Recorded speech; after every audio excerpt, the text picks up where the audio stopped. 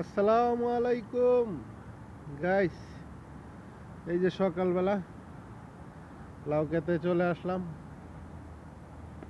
মাশাআল্লাহ, লাউ ক্ষেত মোটামুটি ভালো। এই যে সবগুলা গাছ বড় হয়ে গেছে। মানে এখন ঠান্ডা, তো মোটামুটি ঠান্ডা পড়তেছে, গরম কমে গেছে গা, এই কারণে এখন মোটামুটি লাউ গাছ হইতেছে। এই যে দেখেন,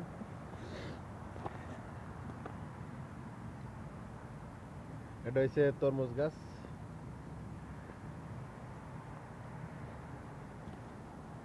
এই যে দেখেন সাম্মাম গাছের কত কত সুন্দর ফুল আইছে।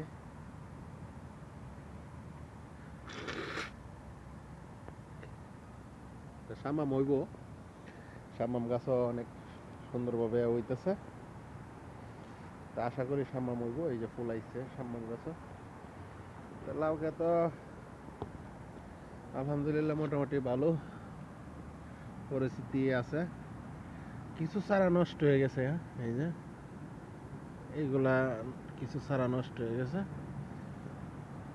কারণ গরম আছে বেশি অতিরিক্ত, এই কারণে।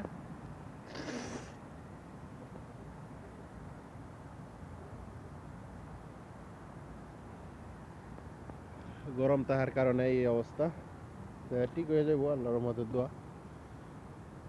তো এখন মোটামুটি ভালো আছে।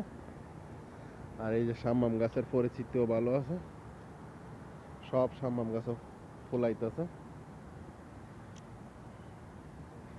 কলমির শাক অনেক সুন্দর শাক হইতেছে।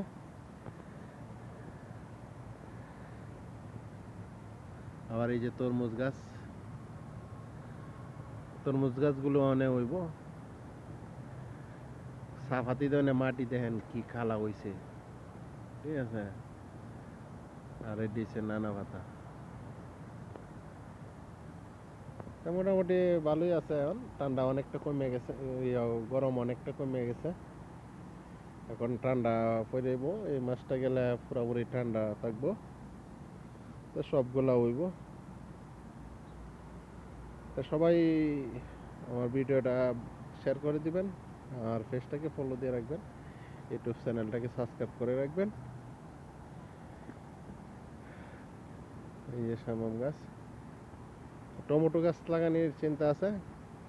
যেগুলো লাউ গাছ নষ্ট হয়ে গেছে এগুলো তুইলা ফালায়া ভালো ডিলাইকা টমেটো লাগাই দেন, কারণ এখন ঠান্ডা পড়ে গেছে গা, এই কারণে টমেটো লাগাই দেন।